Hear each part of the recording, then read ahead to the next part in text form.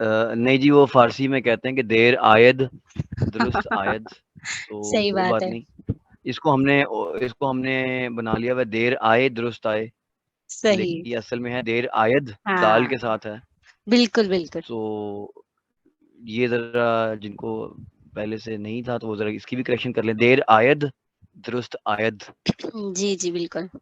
लेकिन हम लोग कह रहे होंगे देर आयद दुरुस्त आयद। एनीवे जी, आ जाए लेसन पे आ जाएं without wasting any further time. Last time हमने बात की थी, इस पे बात की थी हम लोगों ने नाउन और प्रोनाउन पे और साथ एडजेक्टिव पे। इसके मतलब हमने देखा था कि नाउन क्या होता है, नाउन की काइंड्स क्या होती हैं, फिर प्रोनाउन क्या होता है, प्रोनाउन की काइंड्स क्या होती हैं, एडजेक्टिव क्या होता है, एडजेक्टिव की काइंड्स क्या होती हैं। आज हमारा लेसन जो है वो अगले पार्ट ऑफ स्पीच की बात कर रहा है। उसमें हम बात करेंगे बेसिक इंग्लिश ग्रामर का। आज डे 6 है जी। आज सर पार्ट्स ऑफ आपने स्पीच को हम कंटिन्यू करें। स्लाइड सर की थी शेयर जी ग्रुप दोबारा पे। बोलिए, सर क्या चीज़ पिछले जी वाले बासित? जो इससे पहले पढ़ा था ना आपने, वो स्लाइड ग्रुप पे शेयर की थी सर, मैंने क्लास नहीं ली थी सर, मुझे आइडिया नहीं है। जी जी, वो पिछली शेयर की हुई है बिल्कुल, यानी डे 5 की जो है ना वो शेयर हुई हुई है बिल्कुल। अच्छा ठीक है सर, मैं देख लेता हूँ। जी ज़रूर, अगर नहीं हो, अगर आपको मिलती तो मुझे बताइएगा, मैं आपको दोबारा भेज दूंगा, इसमें परेशान होने की कोई ओके बात सर। नहीं है। अच्छा जी, होपफुली सबके माइक्स बंद होंगे क्योंकि कभी कभी कोई बीच में आवाज़ आ जाती है। जी आज हमने बात करनी है वर्ब पे, बात करनी है इंशाल्लाह ताला, और एडवर्ब पे बात करेंगे, preposition, कंजंक्शन और इंटरजेक्शन। आज हमारा इंशाल्लाह ताला पार्ट्स ऑफ स्पीच का जो पार्ट है, जो कि हमने लास्ट टाइम किया था नाउन प्रोनाउन ऑब्जेक्टिव पे, और आज हम बात करने जा रहे हैं वर्ब, एडवर्ब, preposition और कंजंक्शन और इंटरजेक्शन पे। तो आज का लेसन जो है होगा हमारा वो उसमें हमारे पार्ट्स ऑफ स्पीच कवर हो जाएंगे इंशाल्लाह ताला सारे के सारे। होपफुली पिछले लेसन्स आपको क्लियर होंगे। अगर कुछ प्रॉब्लम ज़रा सी भी आती तो आप ग्रुप में बात करें, वीडियो देखें पुरानी, जो मतलब पिछली डे 5 की जो वीडियो अपलोड हुई है वो लाजमी देखें।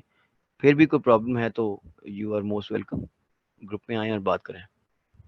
अच्छा जी, आज हम बात करने जा रहे हैं, मैंने भी आपको बताया कि वर्ब पे, एडवर्ब पे, प्रेपोजिशन, कंजंक्शन और इंटरजेक्शन पे, ये सारे पार्ट्स ऑफ स्पीच हैं। जी एटमोलॉजी हम देखते हैं हमेशा। एटमोलॉजी क्या है इसकी? एटमोलॉजी आपको बताया था कि एटमोलॉजी एक साइंस है जो ये बताती है कि किसी भी लफ्ज़, किसी भी वर्ड का ओरिजिन क्या है। तो अब हम लफ्ज़ वर्ब, वर्ब का ओरिजिन देखने जा रहे हैं कि ये लफ्ज़ कहाँ से आया, ये लफ्ज़ जो वर्ब है ये कहाँ से आया। तो एटमोलॉजी में आइए,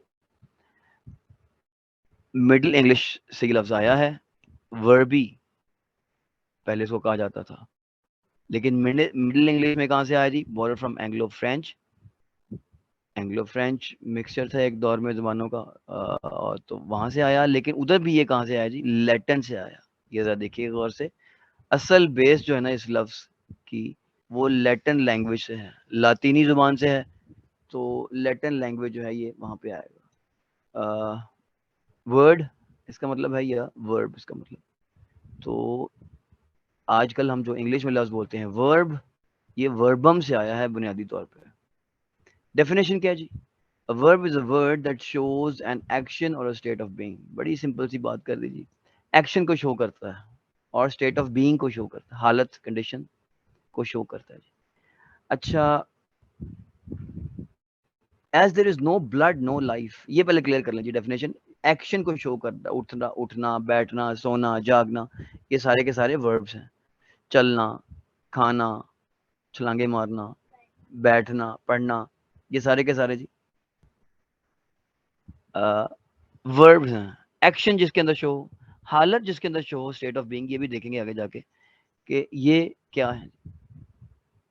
अब अगली मजे की दो तीन बातें, as there is no blood no life, कहा जाता है कि ब्लड नहीं है तो लाइफ नहीं है। Similarly there is no verb no sentence. बड़ी इंपॉर्टेंट बात है, ध्यान में रखें। अगर किसी जुमले में वर्ब नहीं है, प्रेपोजिशन ना हो, ओके, कंजंक्शन ना हो, ओके, एडजेक्टिव ना हो, ओके, चल जाएगी बात। लेकिन अगर किसी जुमले में वर्ब नहीं है तो वो जुमला ही नहीं है। बड़ी इंपॉर्टेंट बात है ये। In other words the verb is the is the heart of sentence, जुमले का दिल है। Every sentence must have a verb, her sentence का लाजमी होना चाहिए, वर्ब लाजमी होना चाहिए। Recognizing the verb is often the most important step in understanding the meaning of a sentence। जी किसी लफ्ज का वो नहीं समझ आ रहा, मतलब समझ में नहीं आ रहा, तो आप उसका वर्ब पकड़ लें, आपको अंदाज हो जाएगा उसका उसका उसका मफहूम क्या है। जैसे किसी ने बात की, जी हम ये रीडिंग कर रहे हैं मीडियम वगैरह पे या दूसरी चीज़ों पे, रीडिंग जगह दूसरी वेबसाइट्स पे रीडिंग कर रहे हैं, तो वहाँ पे जुमला समझ नहीं आता, तो मैंने उस वक्त यही इनको सजेस्ट किया था कि वर्ब को समझें पहले कि वो किस तरफ को बात जा रही है, एक्शन उसके अंदर कौन सा हो रहा है। वर्ब को समझना मतलब एक्शन उसके अंदर समझना, तो काफ़ी हद तक जुमले का जो मतलब है, जो मफहूम है वो क्लियर हो जाता है। जी in the sentence the dog bit the man, ये जो जुमला है जी आपके सामने, the dog bit the man, इसके अंदर bit is the verb as it shows action in sentence. कुत्ते ने इंसान को काटा, तो ये जो है ये एक्शन को शो कर रहा है, ये एक्शन को शो कर रहा है, काटना एक्शन है। तो इस जुमले के अंदर जो बिट है, बिट लफ्ज BIT सेकंड फॉर्म में यूज हुआ है, बाद में बात करते हैं। तो ये बिट जो लफ्ज है ये काटना एक्शन है।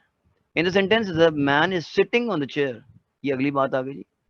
In the sentence man is sitting on the chair, on a chair, even though the action doesn't show any much activity, इसके अंदर एक्टिविटी नहीं, ऊपर एक्टिविटी थी डॉग वाले जुमले में, काटा था उसके अंदर एक्टिविटी थी, लेकिन इसमें सिटिंग कोई एक्टिविटी नहीं है। Even though the action doesn't show much activity, sitting is the verb of the sentence, लेकिन इसके अंदर जी वर्ब जो है, अगर इसके अंदर एक्शन एक्टिविटी वाला एक्शन नहीं है, लेकिन फिर भी वर्ब जो है वो इसके अंदर सिटिंग है। In the sentence the tea is hot, again जी देयर इज नो एक्शन, इसके तो एक्शन है ही नहीं, द टी इज हॉट कोई एक्शन नहीं है, कोई काम नहीं हो रहा, there is no action but a state of being, अभी मैंने बात की थी कि हालत को शो करने के लिए भी, ये जब इज एम आर की बात हुई थी तो तब भी हमने यही सीखा था। Express by the verb is, state show की जा रही है इज लफ्ज के जरिए, IS इज, तो इस लफ्ज के जरिए जी हमने देखा कि ये वर्ब है, इसके अंदर ये जो है ये वर्ब है। तो एक तो वर्ब वो हो गया जिसके अंदर एक्शन होता है, या फिर ये टी इज हॉट एक वो वर्ब हो गया जिसमें स्टेट शो की जाती है। मेरा ख्याल है यहाँ पे आपको क्लियर हो गया होगा। डेफिनेशन में किसी को प्रॉब्लम है तो please let me no. Sir एक सवाल है sir.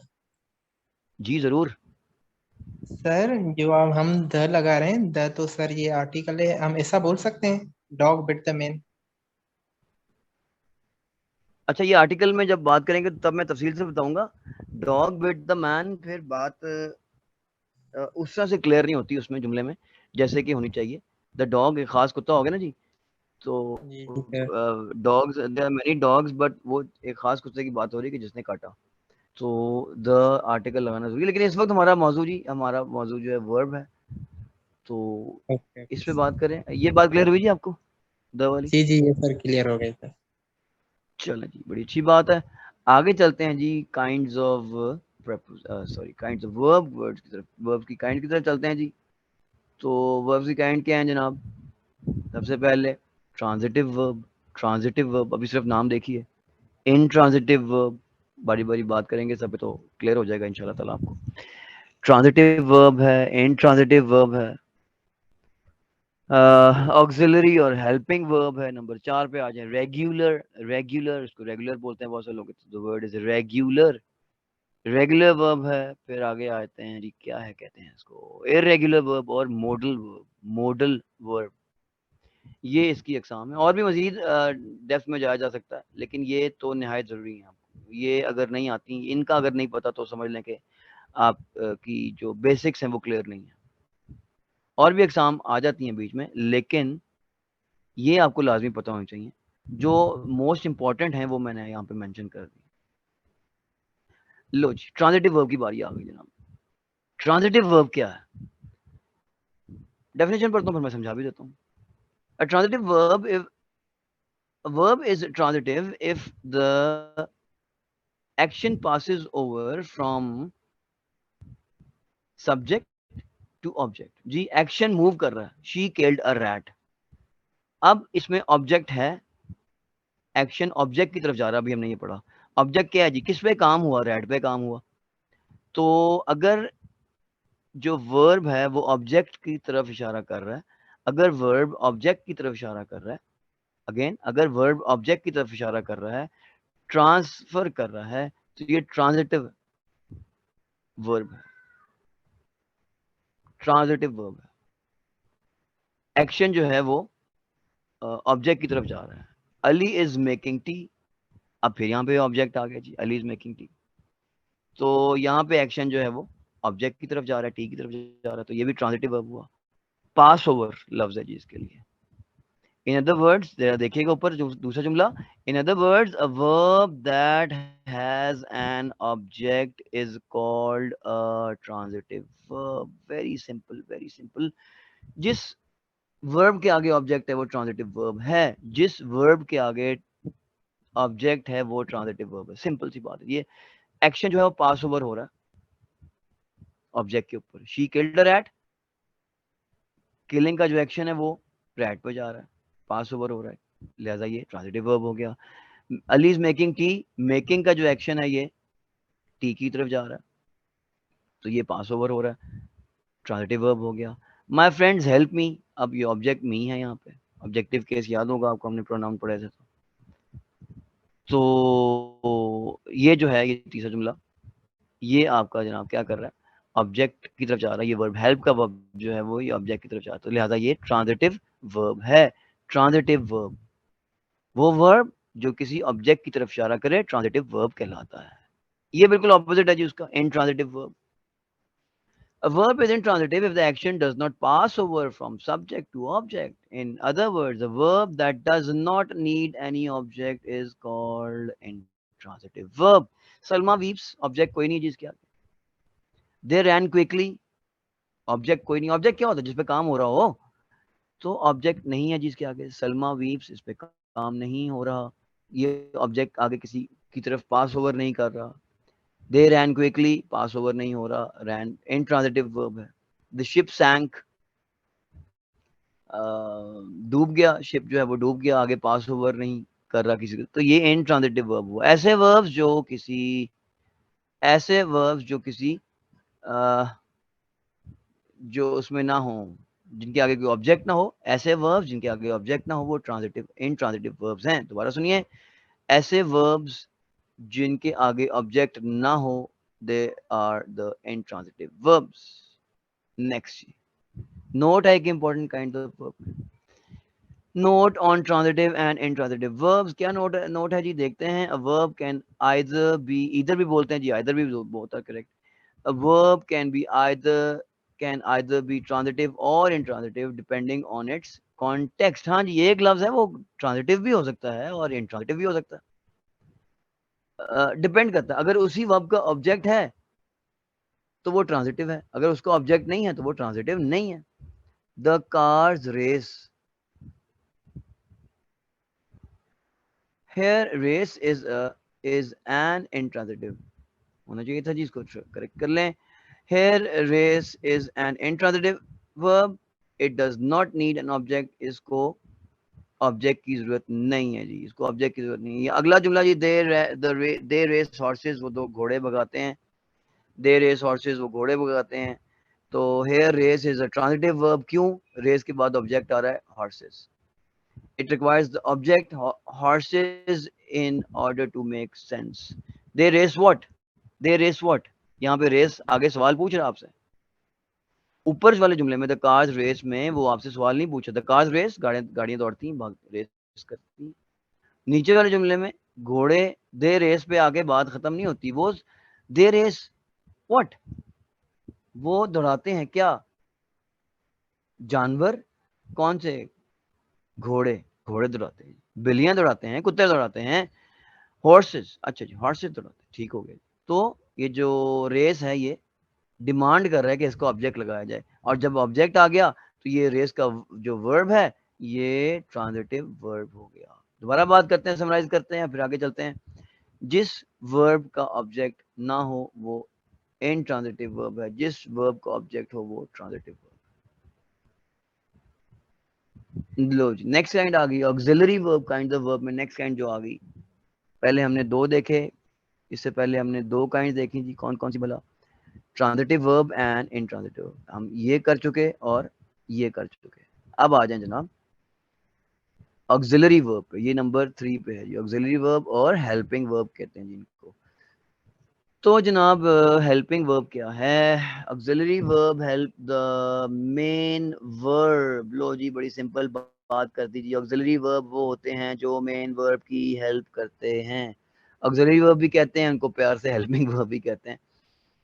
So auxiliary verbs help the main verbs. Auxiliary verbs are be, am, is, are, was, were, being, been, do, did, do, does, did, has, have, had. ले ये हमारे हो गए auxiliary verbs. Auxiliary verbs जी examples देख लें। I am reading a book. I am reading a book. I am reading a book ji, reading a book। अब इसमें देखें मेन जो जो जो वर्ब है वो रीडिंग है। असल लफ्ज जो है वो, मेन लफ्ज जो है वो रीडिंग है। लेकिन एम क्या कर रहा है यहाँ पे बैठ के? यहाँ पे उसकी हेल्प कर रहा है। एक सवाल मैं पूछूंगा अभी आपसे, एम यहाँ पे बैठा हुआ क्या कर रहा है? एम भी वर्ब है, रीडिंग भी वर्ब है, लेकिन मेन वर्ब रीडिंग है जिसमें एक्शन शो हो रहा है, और एम यहाँ पे बैठ के उसकी हेल्प कर रहा है। मेरा सवाल आएगा ये चार जुमले पढ़ने के बाद। They are jumping on the bed, इसमें मेन वर्ब क्या है जी? जंपिंग है। इसमें मेन वर्ब जंपिंग है, जंपिंग जंपिंग। जी जी बिल्कुल जंपिंग है। तो उसकी हेल्प कौन बैठ के कर रहा है यहाँ पे? आर। तो आर जो हुआ वो हेल्पिंग वर्ब हुआ। जो मेन वर्ब की हेल्प करे वो हेल्पिंग वर्ब है, या ऑक्सिलरी वर्ब भी कहते हैं उसको। अच्छा, मीटिंग जो ऑक्सिलरी है का वो मतलब एंड होने वाली है, तो फिर रीज्वाइन कर लीजिएगा, ठीक है? जी श्योर, इंशाल्लाह, शुक्रिया। They are jumping, main verb jumping और helping verb are. They have completed their work, main verb जी completed. They have completed their work. Main verb completed or helping verb have. They have. It has been raining. Raining जी, बारिश हो रही है। इसमें main action क्या है जी? बारिश, raining है। मेन वर्ब जो है वो रेनिंग है। अच्छा, और हैज बीन क्या है? ये हेल्पिंग वर्ब है। मेरा सवाल आपसे ये है कि ये हेल्पिंग वर्ब यहाँ बैठ के किस किस्म की हेल्प कर रहे हैं, क्या शो कर रहे हैं? हेल्पिंग वर्ब्स यहाँ पे क्या शो कर रहे हैं? एम हेल्पिंग वर्ब है, ऊपर हमने देखा is, period am, of time. Are, वो। जी जी जी जी। Period of time. अच्छा, ये आपने बात की एक, ये एम क्या कर रहा है? चलें एम, यस सर सर। अब वो स्क्रीन आ गई? अब good good good good, sir अब हो थैंक रहे हैं। यू जी। अच्छा किया कि बता दिया, वो मेरा फॉल्ट था, मेरी गलती थी। अच्छा जी, अब देखें कि बिल्कुल सही कहा जी, आप सबने बिल्कुल सही कहा। यहाँ पे टाइम को शो कर रहे हैं। अगर यहाँ पे एम की जगह ये लफ्ज होता तो टाइम बिल्कुल पास्ट चेंज को हो शो जाता। कर रहा है, पास्ट को। बिल्कुल, अब बिल्कुल पास को शो कर रहा है, बिल्कुल सही कहा जी। तो इस तरह ये जो है आई वॉज और आई एम। अब देखें ना, रीडिंग का लफ्ज है वो तो सिंपल एक एक्शन को शो कर रहा है, लेकिन ये जो हेल्पिंग वर्ब है ये टाइम को शो करने में हेल्प करता है, टाइम बताता है। दे आर जंपिंग या दे वर जंपिंग। वर जंपिंग। तो बिल्कुल सही जी, 10 में से 10 जिन जिन लोगों ने जवाब दिया कि ये टाइम शो करते हैं। लें जी, अब नेक्स्ट स्लाइड पे चलते हैं। हेल्पिंग वर्ब हमने सर देख पर ली। और आर किसको शो कर रहे हैं? समझ नहीं आया था।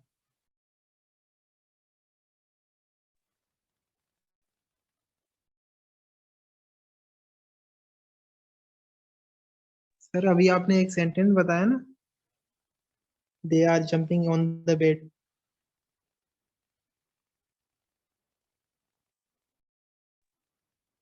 आई थिंक सर की आवाज चली गई, आवाज नहीं आ रही।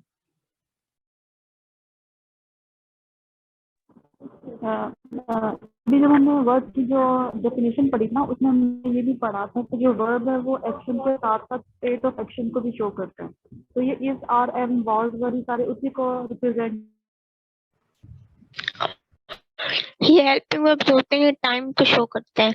एम इज एम आर जो प्रेजेंट को शो करते हैं, वॉज फॉर पास्ट को शो करते हैं, और विल जो है विल बी जो है वो फ्यूचर को शो करता है। और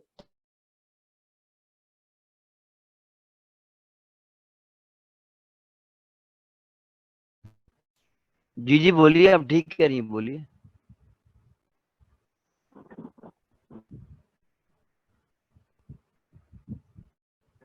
सर आप मेरी किससे आवाज आ कह रही रही है? हैं? बोले, कौन बोले?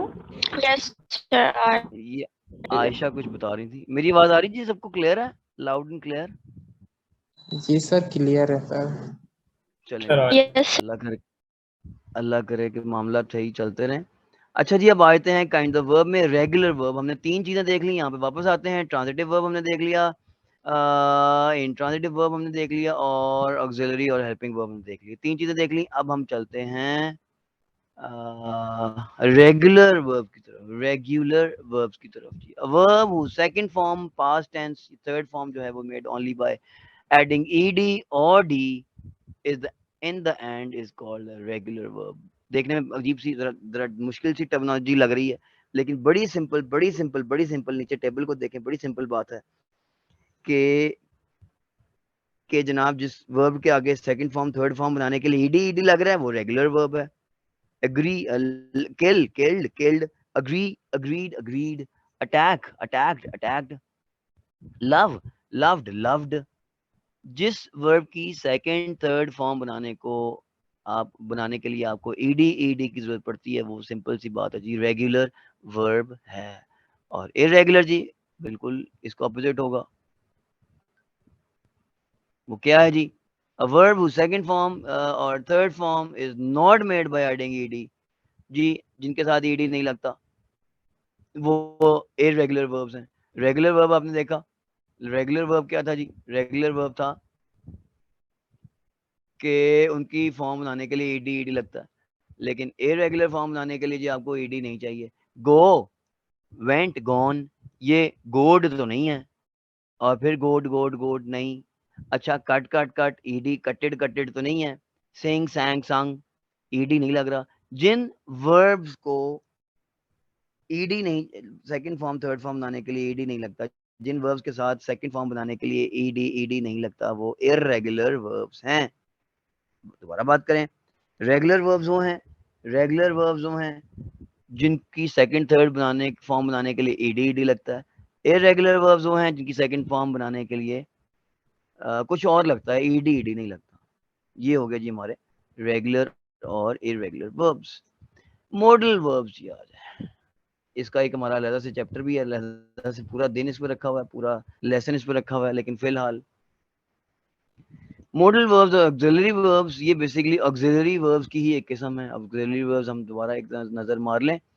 ऑक्सिलरी वर्ब्स क्या होते हैं जी? ये मेन वर्ब की मदद करते हैं। अभी हमने देखा था ऑक्सिलरी वर्ब्स जो हैं वो मेन वर्ब की मदद करते हैं। इस तरह ये जो हमारे जो मॉडल वर्ब्स हैं ये भी मेन वर्ब की मदद करते हैं, लेकिन थोड़े से मुख्तलिफ तरीके से।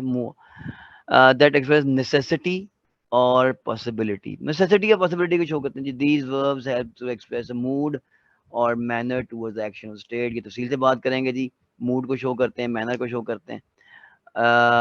इसका पूरा एक लेसन अलग से है, मेरे ख्याल में 6th आज तो आ जाए, हम 7th या 8th है शायद, तो बहुत जल्द इंशाल्लाह हम उस पर भी बात करने जा रहे हैं। पूरी तफसील से पूरा टाइम इस पर देंगे हम।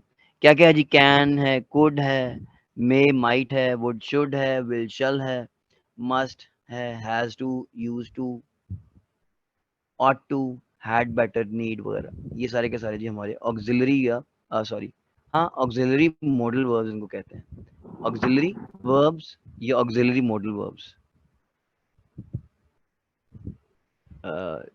ऑक्सिलरी वर्ब्स तो वो थे ना जो हमने ऊपर देखे, ये वाले जो मेन वर्ब की मदद करते हैं, एम या वर या हैव, और ये हैं ऑक्सिलरी मॉडल वर्ब्स। दोबारा से, जो हमने ऊपर देखे ये ऑक्सिलरी वर्ब्स थे, एम, वर, हैव, जो एग्जांपल्स में आपको नजर आ रहे हैं, और ये हैं ऑक्सिलरी मॉडल वर्ब्स, या इनको सिंपल मॉडल वर्ब्स भी कहते हैं, या ऑक्सिलरी मॉडल वर्ब्स कहते हैं, या सिर्फ मॉडल वर्ब्स कहते हैं। आगे चलते। अच्छा, ये बात एक जरा देखिए, ये मॉडल नहीं है, गाड़ी का नया मॉडल, फोन का नया मॉडल, ये मॉडल नहीं है, मॉडल है, मॉडल। ये जरा इसके तलफ़ुज़ को गौर से देखिए, बहुत सारे लोग कहते हैं मॉडल वर्ब, मॉडल वर्ब नहीं है जी, ये मॉडल वर्ब निकले, ये मूड से लफ्ज़ निकला हुआ है। हाँ हाँ आ गया जी, अब हमारा एडवर्ब आ गया, लेकिन एडवर्ब में जाने से पहले वर्ब से कोई इशू है तो बताएं प्लीज।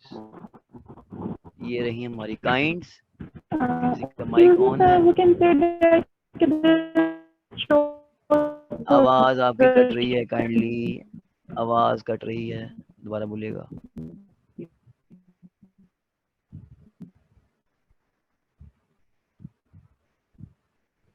जी कंदील कुछ बोल रही हैं आप?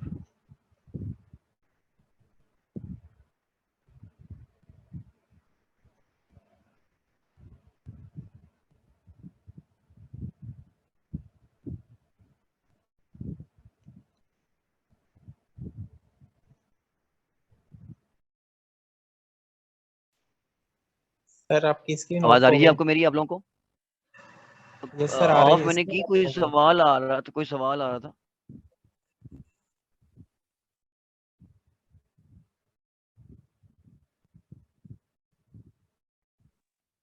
मैं खाली कंदील की तरफ से कोई सवाल आ रहा था, तो वो सवाल मैं कहता ले लूं, फिर उसके बाद चलते हैं आगे।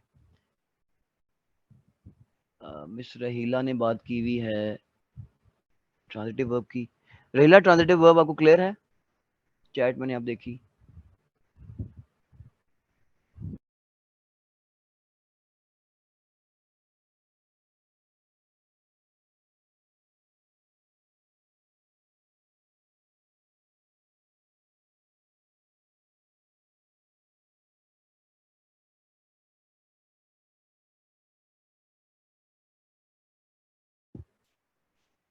जी रहीला इफ यू है, अच्छा जी रहीला की बात प्रॉब्लम हो रही है, मैं दोबारा से बात कर देता हूँ जी, जरूर कह रहे हैं जी। ट्रांजिटिव वर्ब जो है उसको हम देख लें, ट्रांजिटिव किधर जाता है यार ये? ट्रांजिटिव वर्ब जी सिंपल सा है, जरा देखें, मैं उसकी स्लाइड ओपन कर लूं। ये आ गया जी इंट्रांजिटिव वर्ब, ये ट्रांजिटिव जी, जिसके आगे ऑब्जेक्ट है ना, शी किल्ड अ रैट, जिसके आगे ऑब्जेक्ट है वो ट्रांजिटिव वर्ब है। सिंपल सिंपल वेरी सिंपल, जिसके आगे ऑब्जेक्ट है वो ट्रांजिटिव वर्ब है। She killed a rat, killed transitive verb है। Ali is making tea, making transitive verb है, क्यों? आगे ऑब्जेक्ट है। एरो जरा देखें, help my friends help me, आगे ऑब्जेक्ट है मी। तो जिन जिन वर्ब्स के आगे ऑब्जेक्ट होता है वो ट्रांजिटिव वर्ब्स होते हैं। फिर डायरेक्ट ऑब्जेक्ट और इनडायरेक्ट ऑब्जेक्ट ये बात की चीजें, लेकिन ये बात पता होना चाहिए आपको। क्लियर रहीला?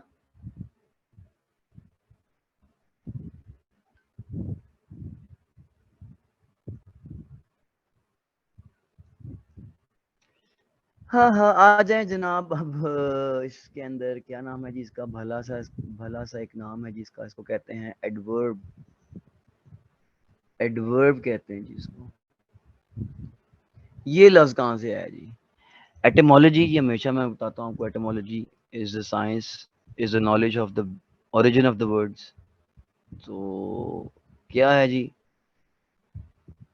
एडवर्बियम से लफ्ज आया, और ये एडवर्बियम कहाँ से आया जी? लैटिन का लफ्ज है, लैटिन यानी लातीनी जुबान का जो लफ्ज है एडवर्बियम, उससे आया एडवर्ब का, which means that which means that which is added to a verb, ऐसा लफ्ज जो ऐड करे वर्ब के अंदर। डेफिनेशन जी, an adverb is a word used to modify the meaning of all parts of, ये बड़ी इंपॉर्टेंट बात कर दीजिए मैंने, ये जरा गौर से देखिएगा, ये जो इंग्लिश को समझते हैं उनको भी ध्यान में रखने वाली बात है ये, उनके लिए भी। all parts of speech except noun pronoun interjection। बहुत सारे लोगों का ख्याल है कि नीचे मैंने एग्जाम्पल के जुमले लिखे हुए हैं, बहुत सारे लोगों का ख्याल है कि ये सिर्फ और सिर्फ तीन चीजों के मतलब में इजाफा करता है।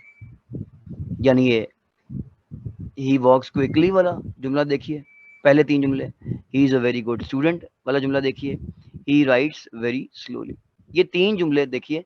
बहुत सारे लोगों का ख्याल है कि एडवर्ब बस इन्हीं के बारे में बात करता है, यानी वर्ब के बारे में बात करता है, एडजेक्टिव के बारे में बात करता है, एडवर्ब के बारे में, लेकिन नहीं। डेफिनेशन को गौर से देखिएगा, ये एक डिफरेंट बात है। बहुत लोग इसको जानते हैं, लेकिन बहुत सारे लोग इससे अवेयर नहीं भी हैं। An adverb is a word used to modify the meaning of all parts of speech except noun, pronoun and interjection. It sometimes even modifies the whole sentence. सबूत नीचे मौजूद हैं जी. क्या होता है जी इस जुमले में? पहला जुमला ही वॉक्स क्विकली, इसमें वर्ब क्या है जी को बताएगा? ही वॉक्स क्विकली में वर्ब क्या है? जल्दी से जी प्लीज. वॉक, वॉक, जी वॉक. He walks. अगर अगर अगर हम वॉक्स पे ही बात खत्म कर देते तो बात ठीक थी. ही वॉक्स तो चलता है जी. ठीक हो गया, शुक्रिया. ही वॉक्स. अब कैसे चलता है यही जुमला बता रहा है आगे जाके, क्विकली. अच्छा, अब क्विकली जो लफ्ज है ये ही के मतलब में इजाफा नहीं कर रहा, ये वॉक्स के मतलब में इजाफा कर रहा है. और वॉक्स क्या है जी? वर्ब है. तो जो वर्ब के मतलब में इजाफा करे वो एडवर्ब है. दोबारा, जो वर्ब के मतलब में इजाफा करे वो एडवर्ब है. अगेन, जो लफ्ज वर्ब के मतलब में इजाफा करे, और यहाँ पे वर्ब है वॉक्स, जो लफ्ज वर्ब के मतलब में इजाफा करे वो एडवर्ब है. तो लिहाजा क्विकली जो है वो वर्ब के मतलब में इजाफा कर रहा है, तो लिहाजा क्विकली जो हुआ वो क्या हुआ जी? एडवर्ब हुआ. अगला जुमला, ही is a very good student. Good क्या है जी? हमने एडजेक्टिव में पढ़ा था. गुड वो लफ्ज है जो नाउन के बारे में बताया. ये जरा एरो फिलहाल छोड़ दें, अभी आपने जो नीचे एरो लगा है वो छोड़ दें. गुड क्या होता है? गुड क्या है? एडजेक्टिव क्या है? एडजेक्टिव नाउन के बारे में बताता है. तो इस जुमले में कोई नाउन है जी? जरा बताए कोई जल्दी से, नस के, तेजी से. Student, student is a noun in this sentence. That's very right जी. ही इज अ तो noun. He is a noun. ये कौन है? सॉरी, नहीं जी, he is a noun. It's okay, it's okay. Sir he I think pronoun है sir. जी जी, ही प्रोनाउन है. He pronoun, he pronoun. Student noun है सर. स्टूडेंट नाउन है, बिल्कुल जी. तो गुड स्टूडेंट, कैसा स्टूडेंट जी? Good student. अब ये गुड जो लफ्ज है, सिर्फ ये गुड स्टूडेंट को देखेगा, बाकी छोड़ दें. गुड स्टूडेंट को देखेगा. गुड जो है ये स्टूडेंट के बारे में बता रहा है. गुड स्टूडेंट के बारे में बता रहा है. स्टूडेंट नाउन है, तो जो नाउन के मतलब एक बताया है वो एडजेक्टिव है. दोबारा बात करता हूँ, गुड स्टूडेंट के मतलब बता रहा है, स्टूडेंट नाउन है, और जो नाउन के मतलब बताए वो एडजेक्टिव है. तो तय हुआ कि गुड इस जुमले के अंदर एडजेक्टिव है. डन. अच्छा, अब इसमें एक लफ्ज लगा हुआ है, ही is a very good student. तो ये वेरी जो है ये किसके मतलब में इजाफा कर जी? अब एरो देखिएगा, वेरी जो है ये गुड के मतलब में इजाफा कर रहा है. और गुड क्या है हम तय कर चुके हैं, आगे ब्रैकेट में देखिए. गुड क्या है? एडजेक्टिव है. तो जो एडजेक्टिव के बारे में बात करें वो भी एडवर्ब है. जो एडजेक्टिव के, गुड एडजेक्टिव है ना, अभी हम तय कर चुके हैं. तो जो एडजेक्टिव के बारे में बात करें वो, जो एडजेक्टिव के बारे में बात करें वो भी एडवर्ब है. जो एडजेक्टिव के मतलब में इजाफा करे, आई मीन जो एडजेक्टिव के मतलब में इजाफा करे वो एडवर्ब है. आगे जी तीसरा जुमला, ही राइट्स वेरी स्लोली. ही राइट्स वेरी स्लोली. अब राइट्स जो है ये वर्ब है. ये बिल्कुल पहले जुमले से मिलता जुलता जुमला है. ऊपर वाला था ना ही वॉक्स क्विकली, तो वेरी को एक मिनट के लिए छोड़ें तो ये क्या हो जाएगा जी? He writes slowly. वही स्ट्रक्चर है. अच्छा, अब स्लोली क्या था या क्विकली क्या था? ये एडवर्ब है. स्लोली एडवर्ब कैसे है जरा देख लेते हैं. एडवर्ब क्या होता है? वेरी को छोड़ें एक मिनट, दोबारा दोबारा से वेरी को छोड़ें इस जुमले में भी. स्लोली एडवर्ब कैसे है? स्लोली एडवर्ब ऐसे है कि वो किसके मतलब में इजाफा कर रहा है भला? राइट्स के मतलब में इजाफा कर रहा है. राइट्स क्या है? वर्ब है. तो जो वर्ब के मतलब में इजाफा करे वो एडवर्ब है. अभी हमने सबसे पहले जुमले में देखा कि जो वर्ब के मतलब में इजाफा करे वो एडवर्ब है. अच्छा, जो एडवर्ब के मतलब में मजीद इजाफा कर रहा है ये हम तय कर चुके.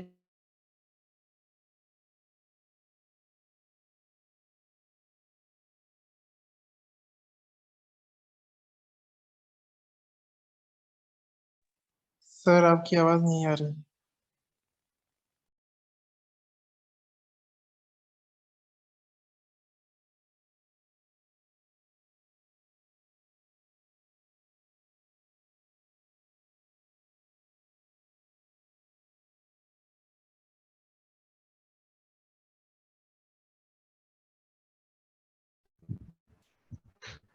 वर्ब क्या है जी? इजाफा करता है जी ये। बहुत सारे लोग ख्याल है कि जी वर्ब के मतलब में इजाफा करता है, एडजेक्टिव के मतलब में इजाफा करता है, एडवर्ब के मतलब में इजाफा करता है, प्रेपोजिशन के मतलब में इजाफा करने जा रही है। अब चौथे नंबर पे he fell exactly over the table। अब देखें ओवर क्या है, प्रेपोजिशन है। ओवर शेयर नहीं होगा Sir, share your screen, please.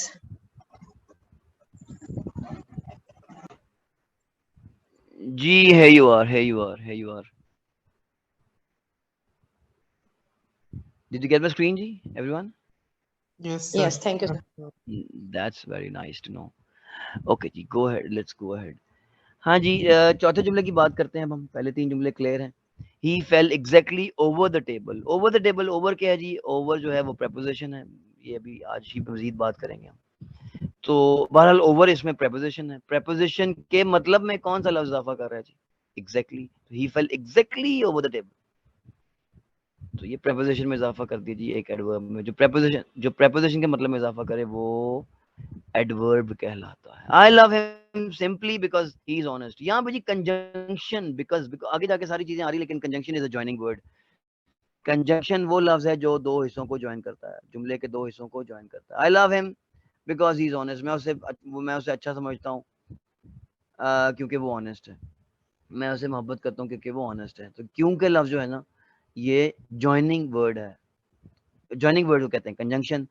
तय हो गया कि कंजंक्शन इस जुमले में जो है वो क्या है जी? बिकॉज है। बिकॉज, अब बिकॉज के मतलब में इजाफा कर रहा है कौन सा लफ्ज? सिंपली। और बिकॉज क्या था? कंजंक्शन था। तो कंजंक्शन के मतलब में भी इजाफा करने वाला लफ्ज एडवर्ब कहलाता है। लो जी, तय हो गया। किसी को समझ नहीं आ रही, सवाल बाद में भी कर सकता है, रिकॉर्डिंग बाद में मिल जाएगी आप लोगों को इंशाअल्लाह, वो वहाँ पे रिकॉर्डिंग भी देख सकता है। फिर भी मसला है तो you are most welcome, group में आइए और बात कीजिए। Certainly I shall help him. I shall help him is a complete sentence. याद है हमने बहुत शुरू में सीखा था कि जिसमें पूरी बात समझ आ जाए, उसको कहते हैं हम सेंटेंस। आई शैल हेल्प हिम सेंटेंस है क्योंकि पूरी बात समझ आ रही है, क्या करना है, किसने करना है, किसके लिए करना है, ये क्लियर है। अब ये सर्टेनली पूरे जुमले में के मतलब में इजाफा करे। Certainly I shall help him, तो सर्टेनली क्या हुआ जी? सर्टेनली हुआ एडवर्ब। जो पूरे जुमले के मतलब में इजाफा करे वो एडवर्ब होता है। यू केम लेट, देख आखिरी जुमला जी, अनफॉर्चुनेटली यू केम लेट, तो अनफॉर्चुनेटली भी एडवर्ब हुआ क्योंकि ये पूरे जुमले के मतलब में इजाफा करे। आखिरी जो 3 पॉइंट्स हैं जो कि 4 जुमले में आखिरी में डिस्कस किए गए हैं, ये ज्यादा इंपॉर्टेंट हैं, पता होने चाहिए। पहले 3 पे तो सब बहुत सारे लोग बात करते हैं, अगले 3 पॉइंट्स पे बात कम होती है। ये हो गया जी हमारा एडवर्ब हो गया जनाब। So let's move a little ahead. Kinds of adverb आ गई जी। क्या क्या काइंड्स हैं जनाब? एडवर्ब ऑफ मैनर है, एडवर्ब ऑफ प्लेस है, एडवर्ब ऑफ टाइम है। याद रखें, जहन में रखें कि एडवर्ब वो लफ्ज है जो वर्ब के बारे में बताता है। एडवर्ब वो लफ्ज है जो वर्ब के बारे में बताता है। Adverb of manner, adverb of place, adverb of time, adverb of degree or quantity, adverb of number or frequency, adverb of affirmation or negation, interrogative adverb, relative adverb। लेकिन जी एडवर्ब की काइंड्स इतनी बहरहाल अच्छी चीज़ है, लेकिन राइटर्स को kinds की जरूरत एज सच उस तरह से नहीं पड़ती। उनको ये पता होना चाहिए कि इसको इस्तेमाल कैसे करना है। तो अब हम इस पे आते हैं जी कि इसको इस्तेमाल कैसे करना है। इसकी भी डिग्रीज होती हैं, याद करें पहले भी किसी चीज की डिग्री थी। कोई बताएगा जी किस किस की डिग्री थी?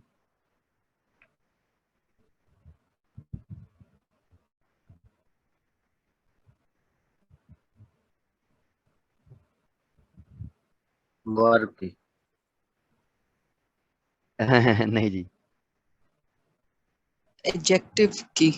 सवाल समझ नहीं आया आपका। जी एडजेक्टिव की वो थी, एडजेक्टिव की डिग्री थी जी। सवाल मेरा ये था जी कि पहले आज भी हम डिग्रीज पढ़ रहे हैं, पॉजिटिव डिग्री, ये जरा कॉलम्स देखें आप। आज भी हम डिग्रीज थोड़ी देखने जा रहे हैं, लेकिन पहले भी हम किसी चीज की डिग्रीज देख चुके हैं और वो एडजेक्टिव्स की डिग्रीज थी।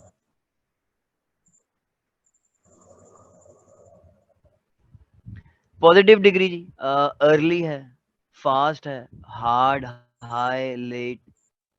ये एडवर्ब कैसे हैं? तरीकाकार तो उसके साथ भी था। ई आर जैसे लॉन्ग, लॉन्गर, लॉन्गेस्ट था, टॉल, टॉलर, टॉलेस्ट था, एडजेक्टिव में हमने देखा हुआ।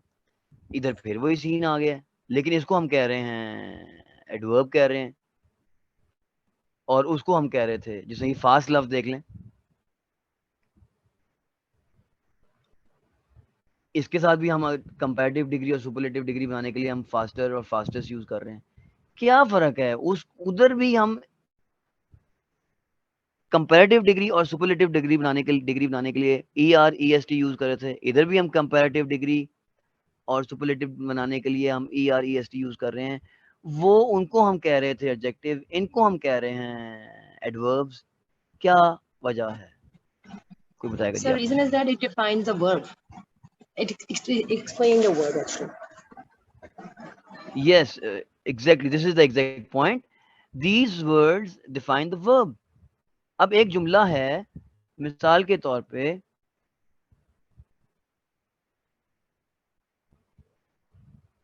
he runs fast. जी बिल्कुल, आपने मसला हल कर दिया। he runs fast. अब यहाँ पे जो फास्ट लफ्ज है ये रन को डिफाइन कर रहा है, रन को मॉडिफाई कर रहा है। अच्छा एक बात मैं बता दूं जी, बहुत सारे लोग इसमें कंफ्यूज हो जाते हैं। फास्टली कोई लफ्ज नहीं होता, बहुत सारे लोग यूज कर रहे थे फास्टली। मैंने बहुत सारी जगह पे देखा है, मुझे तो कहीं नजर नहीं आया जी फास्टली लफ्ज नहीं होता। अगर किसी को मिल जाए तो काइंडली मुझे मेरी भी हेल्प कर दीजिएगा। He runs fast, he runs fast. अच्छा जी, तो अब ये जो फास्ट लफ्ज है ये ही के मतलब में इजाफा नहीं कर रहा। ये फास्ट लफ्ज जो है ही के मतलब में इजाफा नहीं कर रहा। ये फास्ट लफ्ज जो है ये इजाफा कर रहा है रन्स के मतलब में। और रन्स क्या है?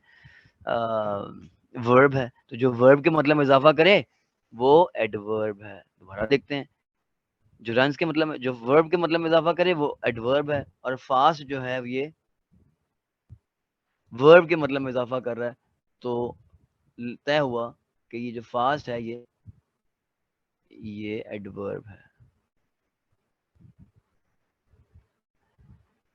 अच्छा जी, अच्छा अब ये आ जाए तो इसको हम यूज करते हैं।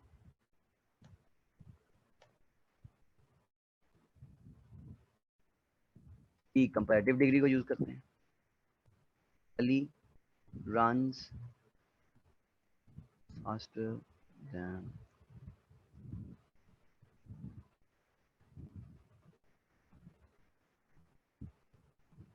असल में मैं यही नाम यूज करता हूँ एग्जाम्पल्स के अंदर, अगर मुझे जरूरत पड़े। ताहिर साहब खुश हो रहे होंगे कि मेरा नाम भी आ गया। Ali runs faster then. अब देखें, फास्ट ऊपर वाले जुमले में था, यहाँ पे फिर फास्ट आया, फास्टर आ गया, क्योंकि यहाँ पे कंपैरिजन हो रहा है। ये देखे जरा कंपैरेटिव डिग्री में ये लग रहा है फास्टर लव लग रहा है।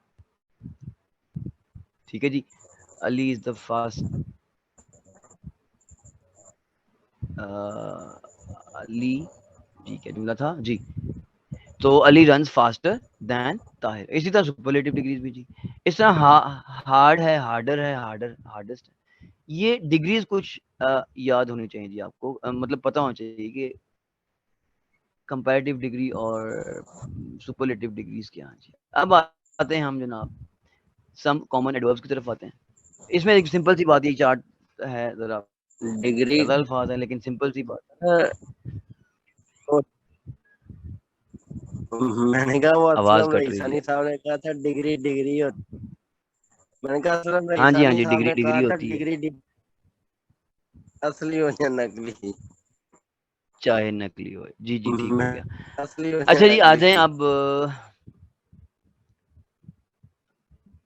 पार्ट ऑफ स्पीच में एडवर्ब में कुछ कॉमन एडवर्ब्स हैं। Adverbs which and in ly और have 3 or more syllables each form comparative with more and more superlative। जी वो जो वही 3 और more syllables की बात हो रही थी।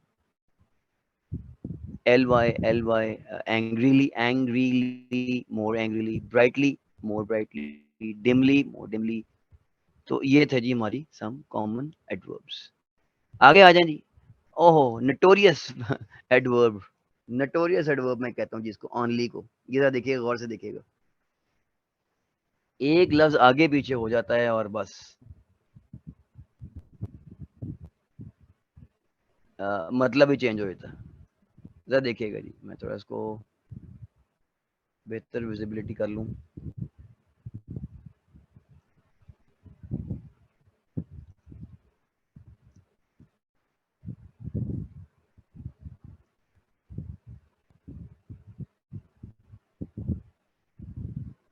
जी, ओनली ही टीचेस मी, इस जुमले में, इस स्लाइड में सिर्फ ओनली पे बात होने जा रही थी। इस स्लाइड में सिर्फ ओनली पे बात होनी, he teaches me English at home, only he teaches me, सिर्फ वो पढ़ाता है बस, only he teaches me English at home, no one else, bracket में देखिएगा, सिर्फ वो ही पढ़ाता है। देखिए ओनली शुरू में लग गया तो उसका मतलब क्या हो गया कि ओनली ही, सिर्फ वही, सिर्फ वही, he teaches me only English, लो जी, सिर्फ इंग्लिश पढ़ाता है, कोई और सब्जेक्ट नहीं पढ़ाता। देखा, जुमला तकरीबन वही है, अल्फाज तकरीबन वही है, लेकिन ओनली ने अपनी जगह चेंज की और मतलब चेंज हो गया। He teaches me only English, यानी कोई और सब्जेक्ट पढ़ाता, सिर्फ इंग्लिश पढ़ाता। He teaches English only to me, लो जी, तकरीबन वही बात है, लेकिन अल्फाज में, इसमें इसमें ओनली की जगह चेंज हुई, मतलब चेंज हो गया। He teaches English only to me at home, सिर्फ मुझे पढ़ाता है, किसी और को नहीं पढ़ाता जी। अच्छा जी, ही ओनली टीचेस मी इंग्लिश, लो जी, अब जगह फिर चेंज हो गई, सिर्फ पढ़ाता है और कुछ नहीं करता। ही टीचेस,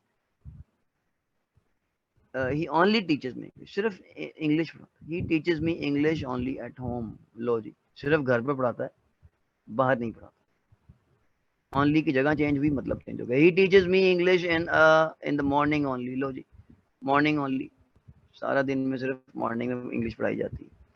तो देखा, ओनली की जगह चेंज हुई और क्या हो गया जी, मतलब चेंज हो गया। ओनली की जगह चेंज हुई, उसका मतलब चेंज हो गया। तो ये है जी नोटोरियस एडवर्ब। एडवर्ब तो वैसे ही नोटोरियस हैं, तो नोटोरियस, सॉरी, ओनली की जगह चेंज हुई और मतलब चेंज हो गया। ये इस स्लाइड को जरा मजीद देखिएगा, स्क्रीनशॉट लेना चाहें स्क्रीनशॉट ले लें, वैसे तो ये है ही है, आपको मैं भेज ही दूंगा इंशाल्लाह, ये सब आपके लिए हैं जी। लो जी, प्रेपोजिशन की बात आ गई जी। प्रेपोजिशन क्या होते हैं जनाब? प्रेपोजिशन, एटमोलॉजी देख लेते हैं पहले इनकी। प्रेपोजिटियम, प्रेपोजिटियम नॉमिनेटिव, या इसको प्रेपोजिटियो कहते हैं, पुटिंग बिफोर या प्रीफिक्सिंग, मतलब किसी लफ्ज से पहले ये आता है। Preposition joins nouns and pronoun, definition देख लेते हैं जी, डेफिनेशन की देख लिए। प्रेपोजिशन जॉइंस नाउन्स और pronounce with other words in the sentence. It shows the relationship, ताल्लुक शो करता है, जब हम एग्जांपल देखेंगे बिल्कुल क्लियर हो जाएगा इंशाल्लाह। between different parts of the sentence. The book is on the table. देखिए जी, the book एक नाउन है, the book एक नाउन है, टेबल एक नाउन है, दो नाउन्स के ताल्लुक को बनाने वाला जो लफ्ज है ना जी, ये है प्रेपोजिशन। लैंग्वेज लर्निंग में एक और बड़ी इंपॉर्टेंट बात, चले मैं ये एग्जांपल दे दूं फिर बात करता हूँ, ये इंपॉर्टेंट बात। He was angry with me, he का ताल्लुक मी से जो लफ्ज बना रहा है वो विद है जी। Milk is good for health, तो यहाँ पे फॉर प्रेपोजिशन है। हाँ जी, लैंग्वेज लर्निंग में, इंग्लिश लैंग्वेज लर्निंग में जो सबसे ज्यादा चीज तंग करने वाली है, हमारी लोकल लैंग्वेज बीच में आ जाती है, तो वो है जी प्रेपोजिशन। हम उर्दू में प्रेपोजिशन कई दफ़ा यूज़ कर रहे होते हैं, जैसे उर्दू में प्रेपोजिशन क्या है जी, पर से, ये प्रेपोजिशन है, तक, ये उर्दू की प्रेपोजिशन है जी। तो कई दफ़ा हम उर्दू में कहीं पे प्रेपोजिशन लगा रहे होते हैं, इंग्लिश में नहीं लग रही होती, उर्दू में कोई और प्रेपोजिशन लग रही होती है, उसी को हम इंग्लिश में ले जाते हैं, अब वो गलत हो जाता है। पहली वाली बात जो मैंने की, दोबारा करता हूँ कि कई दफ़ा उर्दू में प्रेपोजिशन लगा रहे हैं, मैं तुमसे नफरत करता हूँ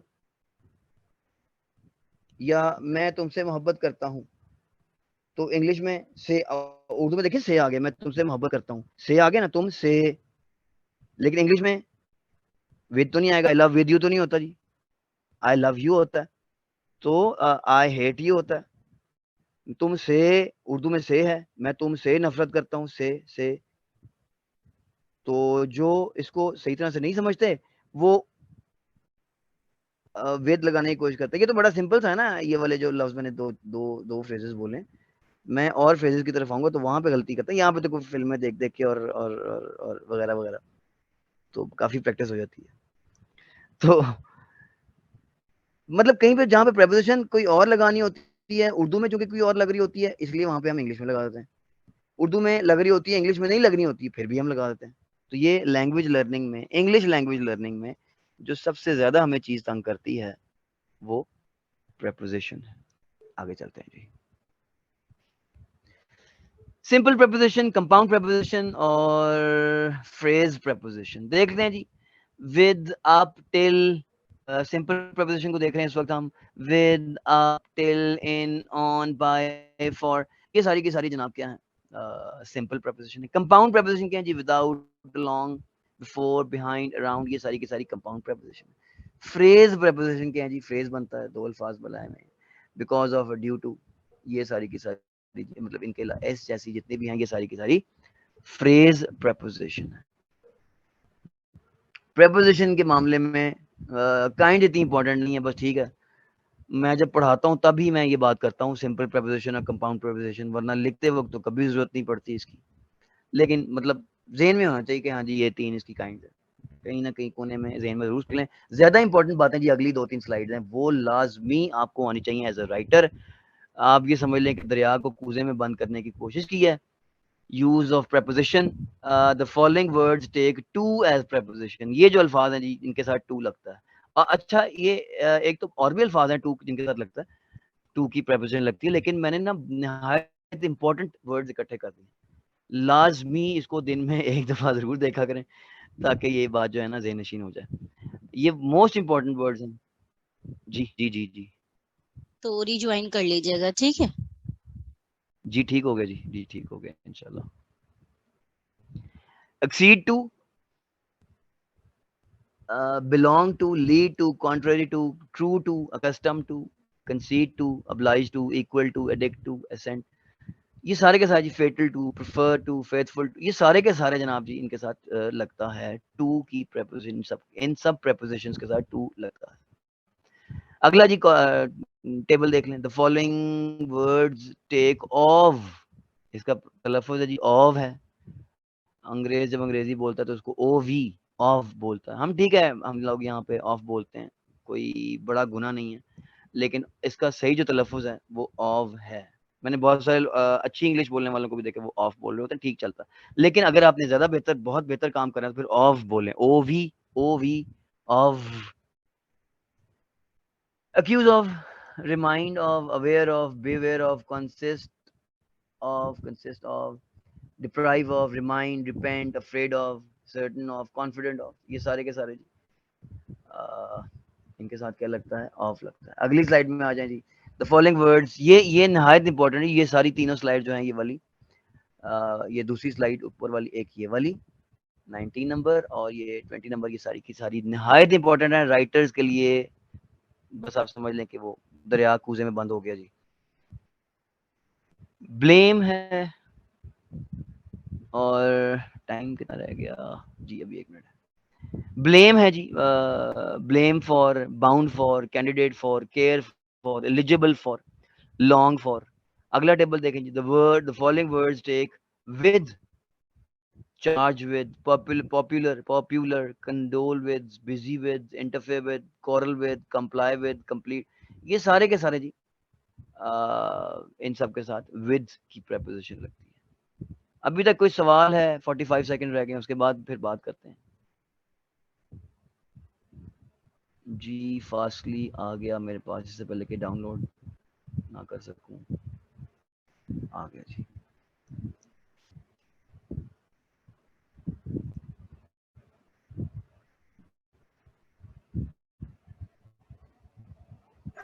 Sir, here we have the word complete.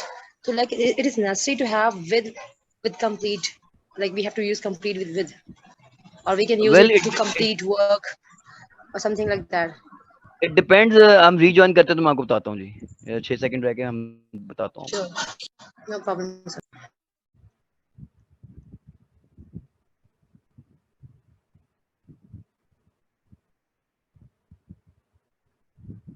Screen share हुई जी? Yes, Yes, sir. sir. हो रही। The following words take at as preposition जी। कुछ words हैं जिनके साथ at लगता है। Amazed at, disappoint at, glad at, good at, किसी काम में माहिर होना, good at, laugh किसी के ऊपर मजाक उड़ाना, knocked at, alarmed at, ये सारे words ji. The following words take on as preposition, depend on या upon भी इसके साथ आता है जी, insist on या upon, rely, revenge, ये वर्ड्स हैं जिनके साथ ऑन लगता है। ये वाले वर्ड्स आ गए जी, इनके साथ लगता है जनाब in, believe in, trust in, lack in, deficient in, excel in, deal in. आगे आ जाएं जी। The following words take by as preposition, affected by, accompanied by, abide by। ये जो अगले हैं जी, तीसरा टेबल है alight from। alight का मतलब जी किसी सवारी से उतरना, किसी सवारी से उतरना। banish निकाल देना किसी जगह से। alight from, banish from, prohibit, seize। अच्छा जी, ये वो बात आ गई जी आखिरी इसके अंदर, लव और हेट जैसे उनके साथ preposition आती नहीं है। उर्दू में हम लगाते हैं, जैसे अली अटैक्ड, अली ने ताहिर पर हमला कर दिया, अली ने ताहिर पर हमला कर दिया। अब उर्दू में तो आ रहा है पर, उर्दू में तो आ रहा है पर, लेकिन इंग्लिश में जब जाएगा तो इंग्लिश कहती है जी कि अटैक के साथ preposition ना लगाई जाए, अटैक के साथ preposition ना लगाई जाए। अली अटैक्ड ताहिर, तो ये एक बहुत ही रीच के बाद ही preposition नहीं आती।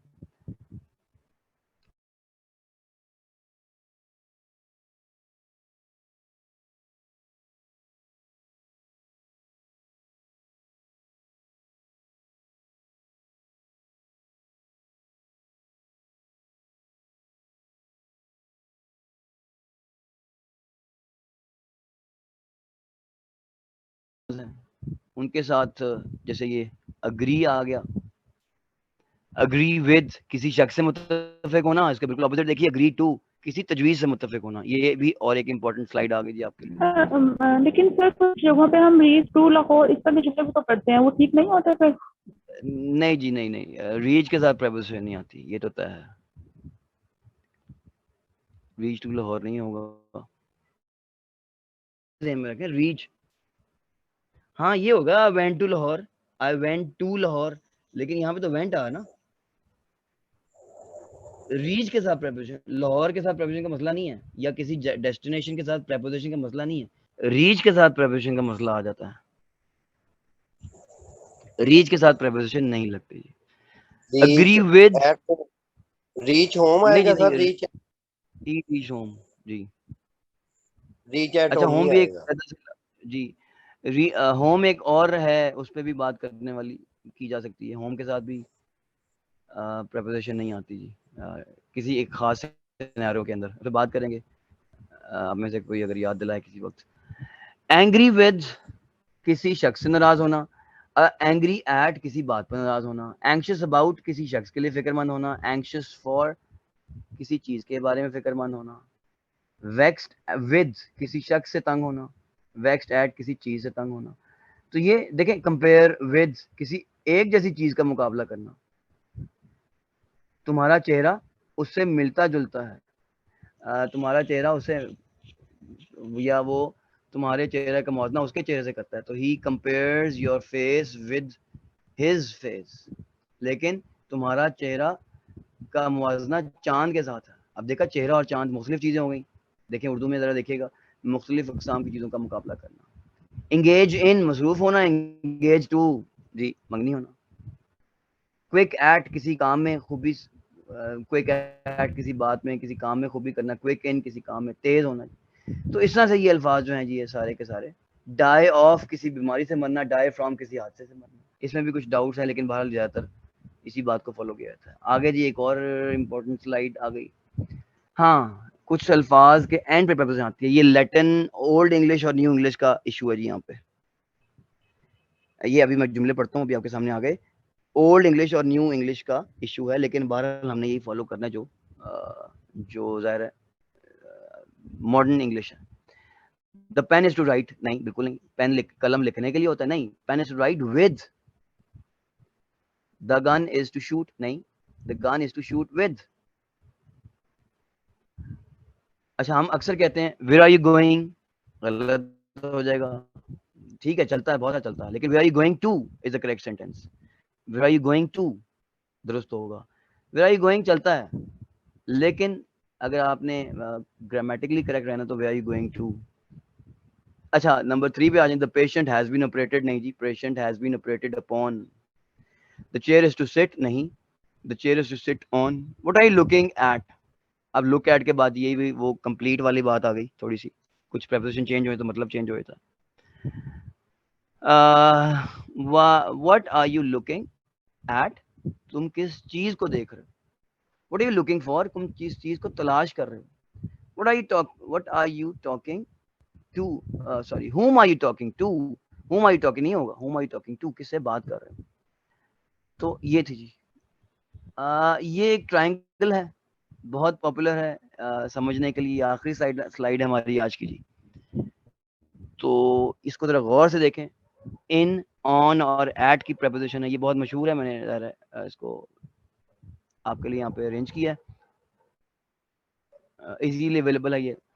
इन, ऑन और एट, ये 3 प्रेपोजिशन है। इन, ऑन और एट टाइम के लिए भी होता है, जरा ये सामने रखिएगा स्लाइड। ये इन, ऑन और एट टाइम के लिए भी यूज होता है, और इन, ऑन और एट यूज होता है जनाब हमारे प्लेस के लिए भी। तो इन 1919 आपने सुना होगा। इन ही पास हिज मैट्रिकुलेशन इन 1990, या ही इज इन कराची। अब देखा, इन 1990 टाइम आ गया, इन कराची प्लेस आ गई। तो ये जो हैं हमारे इन, ऑन, ये स्लाइड पूरी नहीं शो हो रही, डोंट नो व्हाई।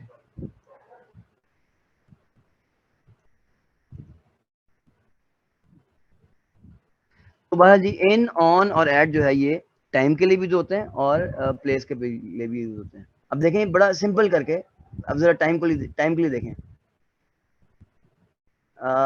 टाइम के नीचे जरा देखें, centuries in the 1900s, in 90s, in the year.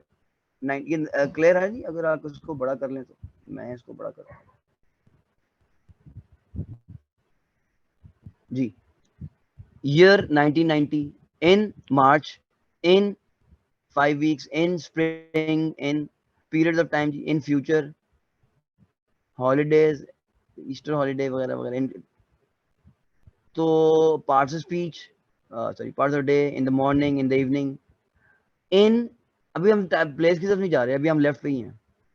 In use होता है जरा बिगर सेंस में।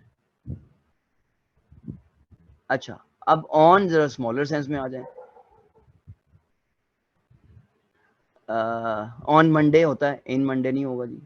ऑन मंडे होगा, ऑन April 3rd होगा, on my birthday, on Sunday morning, on Easter day. तो आगे आ जाए जी, एट ज्यादा स्पेसिफिक हो जाता है। ये एक दफा गौर से आपने इसको लाजमी देखना, फिर भी कोई इश्यू हो तो हम लोग डिस्कस कर सकते हैं इसको। एट जी और स्पेसिफिक हो, देखें ऊपर वाला जो था इन जरा बिगर सेंस में है, ऑन जरा स्मॉलर मोर स्पेसिफिक है, और वेरी स्पेसिफिक अगर करना हो तो एट लगाते हैं। At 8 PM, parts of day, at midnight, at the moment.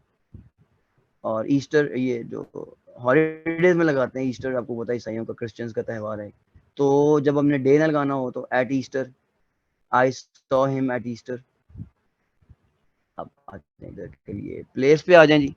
Place क्या है जी, in France, in Paris, cities के लिए आ गया जी। मैनहट्टन, ये न्यूयॉर्क में है, Manhattan neighbourhood. A car, in the car.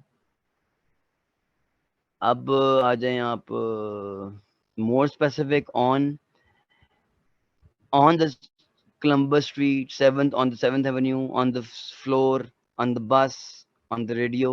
Majeed specific करना है तो एट 456 स्टेट स्ट्रीट या एट द स्टेशन। ये एक आ गया जी आपका प्रेपोजिशन का चार्ट। इसको लाजमी देखें, ये बहुत फायदेमंद है, सीखने वालों के लिए फायदेमंद है। बस की जो मतलब जिनको थोड़ी सी बेस क्लियर है वो तो क्लियर है ही है, सीखने वालों के लिए फायदेमंद है जी। अब आज की हमारी जो स्लाइड थी खत्म हुई, पार्ट्स ऑफ स्पीच इसका मतलब है खत्म हुआ अल्हम्दुलिल्लाह। कोई कंफ्यूजन है तो please do let me no, ताकि हम इस पर बात कर लें। कंप्लीट के अलावा अभी बात करते हैं, कंप्लीट पे मैं अभी बात करूंगा। जी कोई और कंफ्यूजन है प्लीज लेट मी नो। आप जल्दी से स्लाइड का नाम लें और मैं उस स्लाइड पे पहुंच जाऊंगा और फिर हम बात कर लेंगे। सर आपने कहा कि रीच के बाद प्रेपोजिशन नहीं लगती, लेकिन सम टाइम जैसे होता है reach in time, on time. अच्छा रीच एट, जी जी बिल्कुल बिल्कुल बिल्कुल, बड़ा अच्छा सवाल आ गया आपका। आप जरा बात पूरी कर लें। हाँ जी, ये मुझे बस यही कंफ्यूजन थी, ये पूछना था कि इन टाइम कब होता है, ऑन टाइम कब होगा, रीच इन टाइम है या रीच ऑन टाइम है, वक्त पर पहुंचना जो है, इसकी मुझे कंफ्यूजन ही रहती है। अच्छा, ये एक बड़ा बहुत ही रेलेवेंट और बड़ा जरूरी और बड़ा अच्छा किया कि आपने पूछा, नहीं तो कंफ्यूजन रह जानी थी। रीच अगर किसी जगह के लिए आया ना, रीच की प्रेपोजिशन अगर हम रीच का जो लफ्ज है किसी जगह के लिए यूज कर रहे हैं, तो अब देखें आपने बताया वो टाइम का है, ही रीच देयर एट 7 o'clock। अब देखें वहां पे एट भी आ गया, लेकिन ये जो रीच है ना, reach Karachi, reach Lahore, reach home, ये प्लेस है, टाइम नहीं है, प्लेस है। ये रीच अगर प्लेस के लिए यूज होगा ना तो फिर प्रेपोजिशन कभी भी नहीं आती जिसके लिए। अच्छा ऑन टाइम इन टाइम की बात करते हैं। ऑन टाइम अगर 8 बजे किसी ने पहुंचना है और 8 बजे ही पहुंच गया तो रीच ऑन टाइम है, रीच ऑन टाइम। और अगर 8 बजे पहुंचना है और 7:55 पे थोड़ा पहले पहुंच गया तो इन टाइम है। एग्जैक्ट टाइम आ जाए तो ऑन टाइम, थोड़ा पहले तो इन टाइम, ये दूसरी बात भी हो गई। और रीच अगर प्लेस के लिए यूज हो रहा है तो फिर प्रेपोजिशन नहीं आएगी। आई रीच इन अमेरिका नहीं होगा, आई रीच अमेरिका होगा। ठीक जी कोई शक, कोई बात, कोई पॉइंट?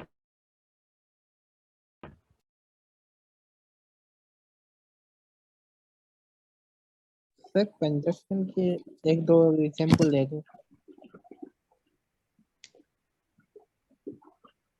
बिल्कुल आते हैं, पहले वहां पे जाएं देखें।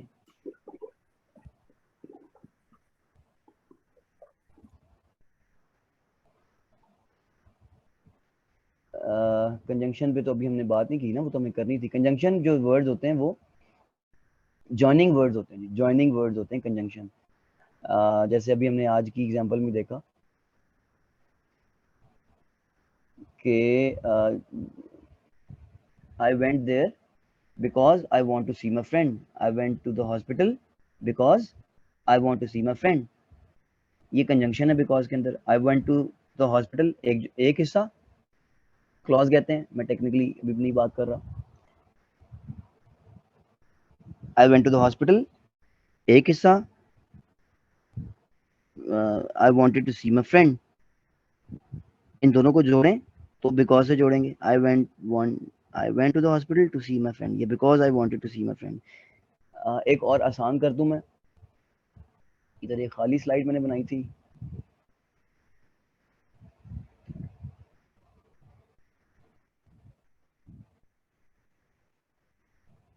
मैं स्क्रीन शेयर कर रहा हूँ जी, जरा देखिएगा।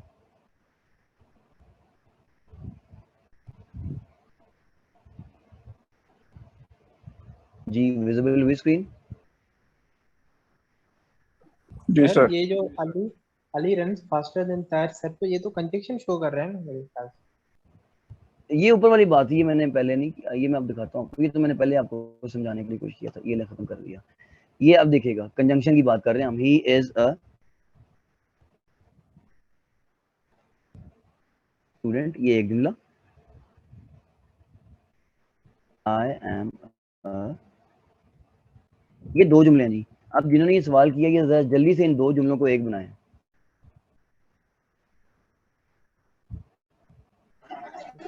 He is a student, but I am a teacher.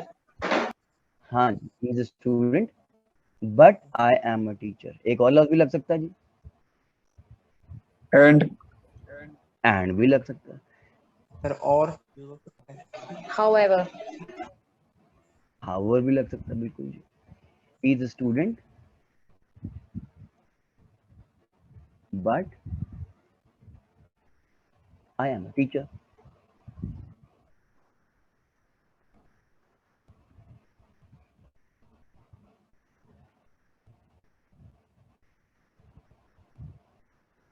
अभी जो बट है ना जी यहाँ पे, ये कंजंक्शन है।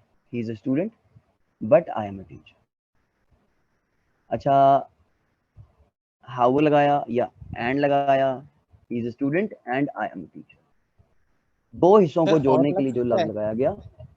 और लग सकता है, ही इज अ टीचर नहीं जी, और नहीं लग सकता। ही इज अ स्टूडेंट और आई एम अ डॉक्टर, वो फिर आइदर और हो जाएगा, वो बिकॉज लग सकता है। बिकॉज। आप बताएं, उर्दू करें इसकी, आप बताएं, आप बताइए इसकी उर्दू करें, आपको समझ आ जाएगा लग सकता है कि नहीं लग सकता। और लग सकता है कि नहीं लग सकता, बिकॉज लग सकता है या नहीं लग सकता। सर बिकॉज तो लग सकता है, लेकिन आर का सही तो लग कंफर्म सकता है। नहीं लग सकता है। कैसे लग सकता है जी, बताएं, उर्दू करें तो इसकी क्या बन जाएगा, मुझे तो नहीं समझ आ रहा। बिकॉज के साथ कैसे बन जाएगा, ही is a student because I am a teacher. Sir sir तुम लोग सेंस गलत नहीं लगा रहे बन रहा। बन रहा है, ये अलग बात है कि सेंस नहीं बनती, लेकिन सेंटेंस गलत तो नहीं बनेगा बिकॉज नहीं के साथ। नहीं और नहीं आई थिंक सूट करेगा इधर। नहीं जी, हमने सेंस ही बनाई ना, हमने सेंस ही बनानी। बिल्कुल ठीक, आपने कहा कि सेंस नहीं बनती लेकिन जुमला बन जाता है। लेकिन मैंने एक मुर्दा घोड़े को चलते हुए देखा, सेंस नहीं बनती, जुमला ठीक है। तो सेंस भी थोड़ी सी क्लियर करनी होती है ना जी।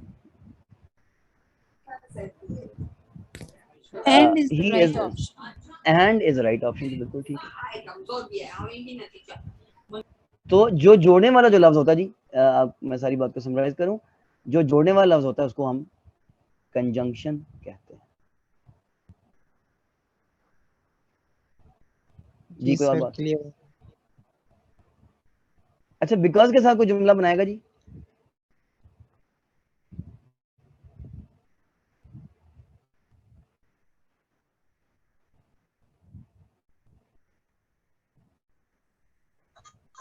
I left early because I was getting late.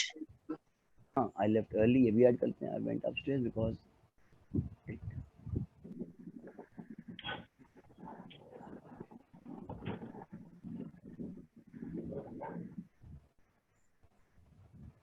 ये बोलेगा आई लेफ्ट अर्ली।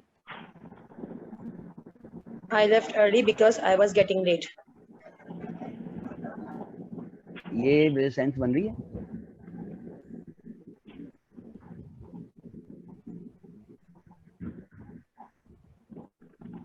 नहीं जी, तो ये जो बिकॉज का जो लफ्ज है यहाँ पे, ये हो गया जनाब हमारा conjunction. I went upstairs because it was raining. Sir, I left early. earlier. हाँ, I am a morning person because I have to wake up early। ये जुमला सही हो सकता है। ठीक हो गया जी।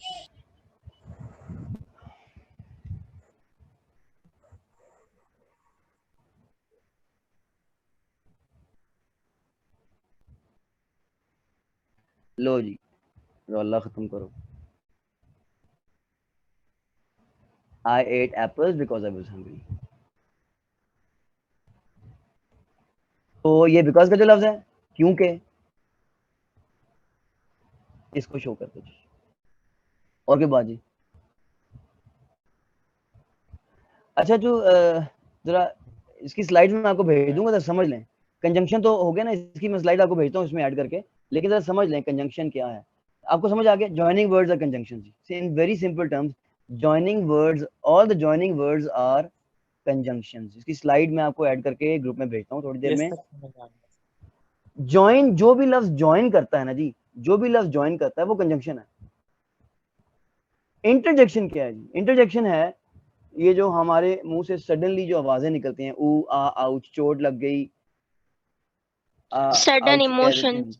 सडन इमोशंस जी, वेरी सिंपल आपने कर दिया, इसको थोड़ा सिंपल कर दिया, सडन इमोशंस, और उनको हम इंटरजेक्शन कहते हैं। सडन इमोशंस को इंटरजेक्शन कहते हैं, जॉइनिंग वर्ड्स को कंजंक्शन कहते हैं। मैं स्लाइड्स ग्रुप में भेजता हूँ, लेकिन क्योंकि ये इसको मुकम्मल बात को करना है रिकॉर्डिंग के अंदर, इस स्लाइड इसके अंदर जूम क्लास के अंदर, तो इसलिए मैं ये बात यहाँ पे कर रहा हूँ, वरना उसके अंदर स्लाइड आपको मिल जाएंगी।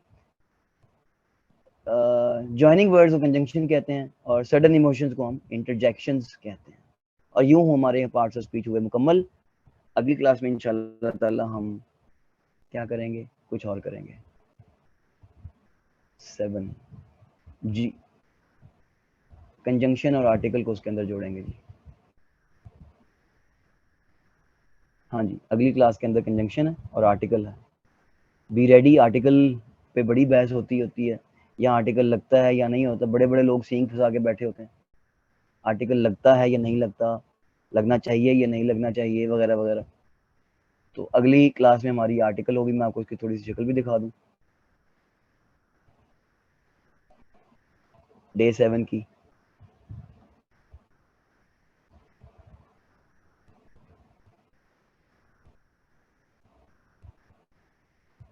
कंजंक्शन की हम नेक्स्ट क्लास में ही बात करेंगे जी, इसमें नहीं करेंगे। लें जी,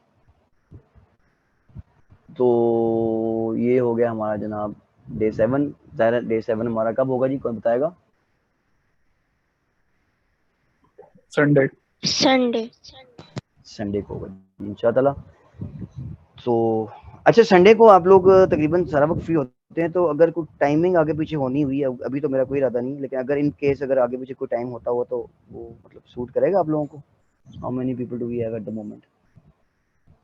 बिल्कुल सर आपकी आवाज कट रही। नहीं सर, अच्छा जी, 10 बजे के टाइम ही सही है। 10 बजे सही है, मतलब अगर इवनिंग में हो जाए, हाँ आफ्टरनून सर या इवनिंग चलेगा। में। नहीं जी, सर एक डिपेंड। पार्टिसिपेंट ने एक Yes, sir. पार्टिसिपेंट सर बस आप सर फ्री हो।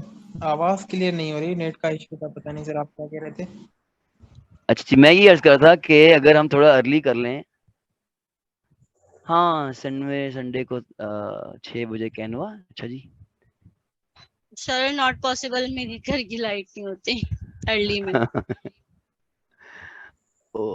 अच्छा जी, ठीक हो गया जी, ठीक हो गया। 3-4 बजे अगर हो सकता है। नहीं मैम ने कह दिया मुमकिन नहीं हो रहा, तो बस फिर नहीं हो रहा, क्योंकि ज़ाहिर है सारा कुछ तो उन्होंने नहीं करना। अच्छा एक चीज फ्राइडे तो हो सकता है कि आप जो है वो 6 बजे कर लें। मेरी जो लाइट है वो 8:30 पे जाती है, लेकिन संडे पॉसिबल नहीं होगा क्योंकि संडे जो है वो 6 to 7 जो है वो कैनवा की क्लासेस स्टार्ट है।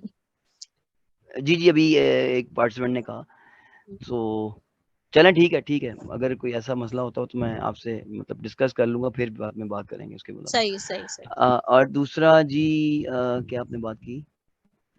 हाँ, फ्राइडे को जी मेरी अपनी मसरूफियत होती है क्लासेस में, मैंने जाके होना, मैं तो फ्री 9 बजे होता हूँ संडे के अलावा। जी किसी ने कुछ पूछा था, ताहिर सलीम जी, ताहिर आप कुछ कह रहे थे? Most asked question. सर मैं मोस्ट अक्सर पूछा जाता है कि इंग्लिश लर्निंग की क्लास होती है, इंग्लिश लैंग्वेज की क्लास होती है और आप उर्दू में दे रहे होते हैं। हाँ भैया, बात ये है कि अगर इंग्लिश को उसी तरह से अगर इंग्लिश में जाके पढ़ाया जाए तो फिर नेट पे इतना कुछ अवेलेबल है, अंग्रेज़ों की ज़बानी अवेलेबल है, हम फिर उसको देखते हैं। आज हम यहाँ पे इकट्ठे न हुए होते हैं, और मुझे जो मैसेजेस आते हैं वो उनमें बताया जाता है, मुझे बताया जाता है कि देखें हम इतने अरसे से ये कुछ पढ़ते आ रहे हैं, और ये जो जब बात हुई थी इसकी सेंटेंस और उसकी काइंड की बात हुई थी, तो मुझे एक मैसेज आया एक भाई का, वो कहते जी हम इतने अरसे से पढ़ रहे हैं, लेकिन मतलब पढ़ते हुए आ रहे हैं, सीखते हुए आ रहे हैं, लेकिन हमें तवज्जो से इस तरह से कभी नहीं हम लोगों ने सीखा। तो ये बेशुमार लोगों का मसाइल है।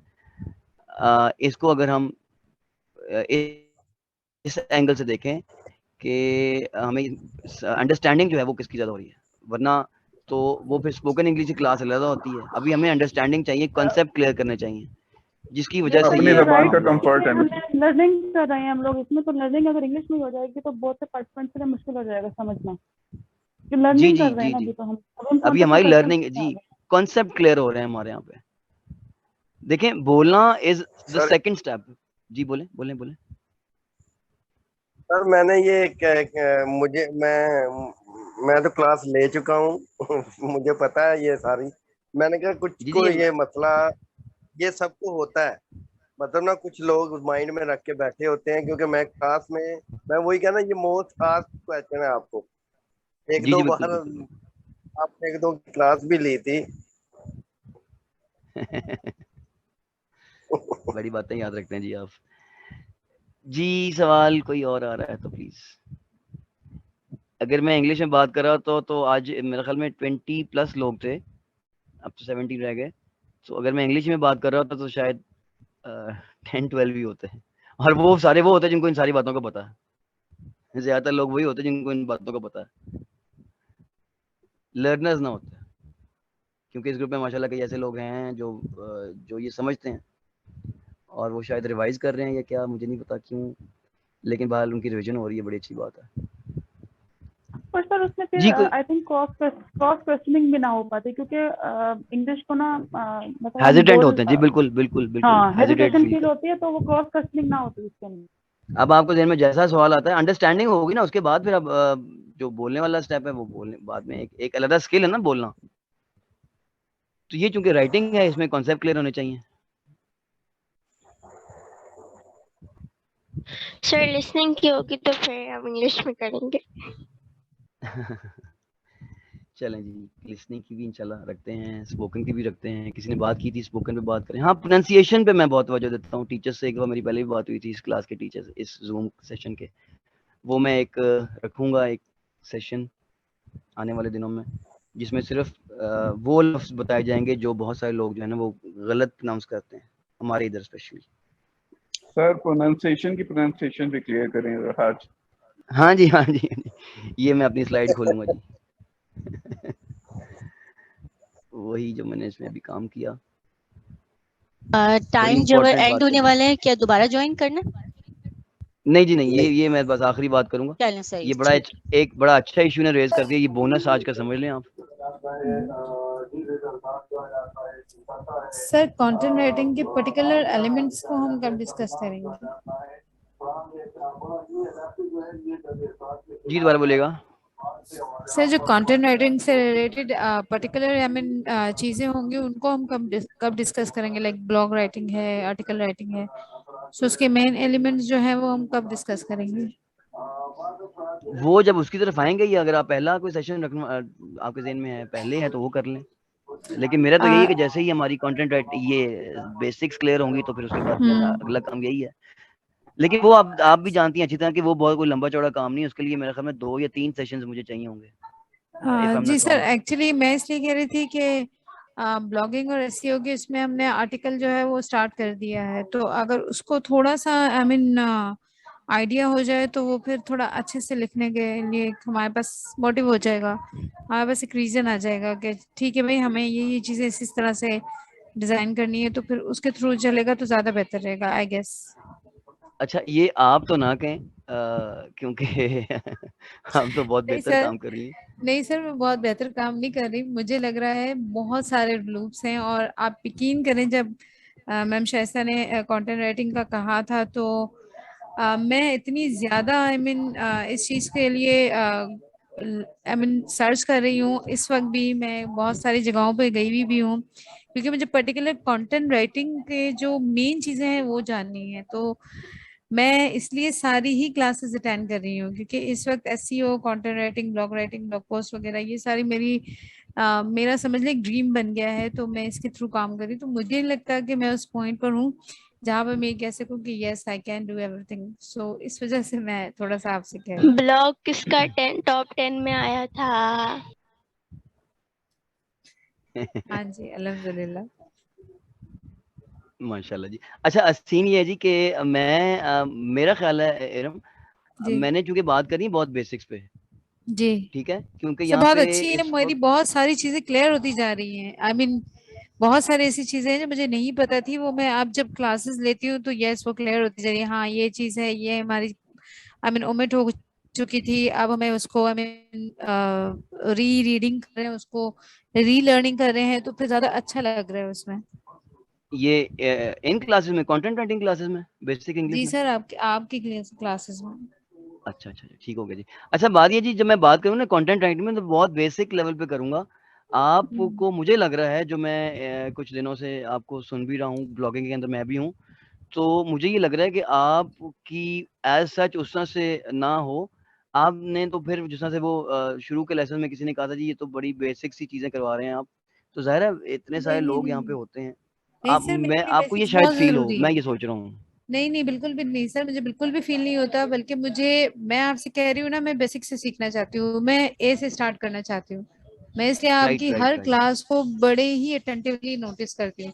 हाँ मैंने कुछ चीजें स्टार्ट में डिस्कस जरूर की थी, मगर आपने मोस्टली देखा होगा कि जब आप मुझे टीचिंग कर रहे होते हैं, यानी टीचिंग कर रहे होते हैं, तो मैं ज्यादा उसमें इंटरप्शन क्रिएट नहीं करती। मैं ये नहीं कहती कि हाँ ये चीज मुझे पता है, ठीक है, उसके रीजन कई सारे ये मुझे पता होती हैं, बट मैं आपसे सीखना चाहती हूँ, क्योंकि माशाल्लाह माशाल्लाह आपका एक्सपोजर बहुत ज्यादा है। तो जो चीज जिस तरह से आप मुझे बताते हैं, उस वक्त बता रहे होते हैं, it's such I mean wonderful thing, तो फिर डेफिनेटली मैं तो बेसिक से सीखना चाहती हूँ। आप मुझे तो उन्हीं वेरी लोगों में नाइस ऑफ यू काउंट जी। करें जिनको कुछ नहीं आता। चलो जी, ये मैं चूंकि मेरे से में ये बहुत बात ज्यादा थी ही, आपसे मेरी पहले। टीचर है, उन्होंने मुझे 10 क्लास में पढ़ाया है। ठीक हो गया जी, सही हो गया जी, बड़ी अच्छी बात है। और टीचर्स को तो मैंने पहले भी कहा हुआ कि माफी नहीं मिलने वाली जी। जी सर। ये तो ताहिर सलीम कुछ कह रहे हैं जी, ताहिर सलीम अल्लाह भला करे, ये मेरे पास होते थे 2006 या 7 में शायद, एफएससी में। अब तो ये कहाँ के कहाँ पहुंच गए माशाल्लाह। अच्छा ठीक है। अच्छा मुझे थोड़ा सा ना इसमें चले मजीद, मैं इसकी हम लोग भी बात करते हैं बाद में। मैं उससे बात करना चाहा था जी, क्या बात थी? प्रोनाउंसिएशन जी। मैं एक स्लाइड खोल लूँ, न्यू स्लाइड, और फिर मजीद बात करते हैं जी इसके बारे में, कंटेंट राइटिंग के बारे में मजीद बात करते हैं। मैं उसके पर्टिकुलर्स को थोड़ा सा डिजाइन कर लूँ, इस संडे को इंशाल्लाह वो भी डिजाइन हो जाएंगे जी।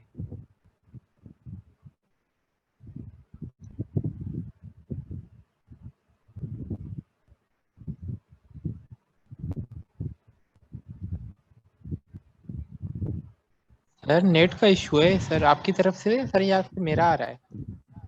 नहीं जी नहीं, मुझे तो कोई अभी ऐसी प्रॉब्लम नहीं आ रही। मेरी स्क्रीन शेयर हुई जी?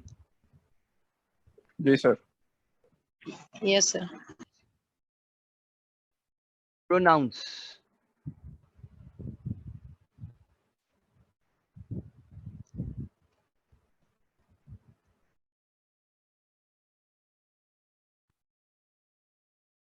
प्रोनाउंसिएशन। प्रोनाउंस का मतलब है जी तलफ्फुज करना। Pronounce this word, pronounce this word, इस लफ्ज को बोल के दिखाओ। How do you pronounce happy, for example? How do you pronounce leisure? How do you pronounce bold? तलफ्फुज करना, तलफ्फुज करना, वर्ब। प्रोनाउंसिएशन, ये जरा देखें, यहां पे सारी कंफ्यूजन आती है इसके स्पेलिंग्स में। प्रोनाउंसिएशन, प्रोनाउंसिएशन, प्रोनाउंस और प्रोनाउंसिएशन, तो ये सारी चीजें तलफ्फुज करना। मैं अगर रोमन में आगे लिख दूं, ये स्क्रीनशॉट ले लें क्योंकि मैं खत्म कर दूंगा ये, क्योंकि उसका हिस्सा नहीं है।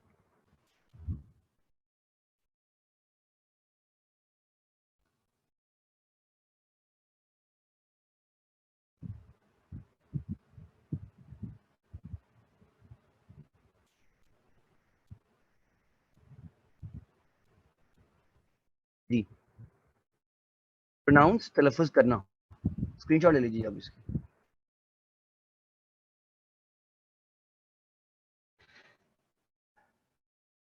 प्रोनाउंस तलफ्फुज करना और प्रोनाउंसिएशन तलफ्फुज, इसकी प्रोनाउंसिएशन क्या है? तो ये आपके सामने आ गया जी। कोई और बात?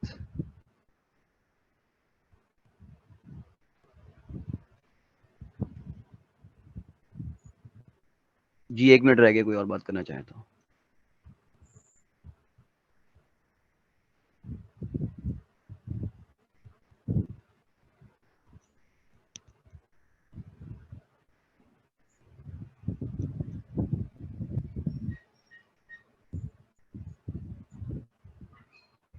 नहीं जी, ठीक है जी, wish you all the very best.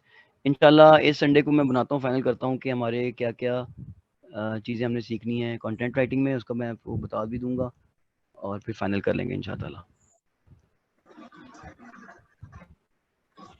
Alright, thanks sir. Ji most welcome ji. Complete का इशू रिजॉल्व हुआ जी कि मजीद बात करने की इसमें ज़रूरत है? जैसे हमने देखा ना एंग्री विद और एंग्री दूसरी जो स्लाइड्स आई थी और जिस तरह एंग्शियस फॉर वगैरह, Yes sir. कंप्लीट भी उन्हीं में से एक It's है। clear. अगर अभी भी if you Yes. Still have any issue please let me know in the group as well. Like if I ले have, जैसे I'll discuss with you in the group then. And okay everything most is welcome. cleared.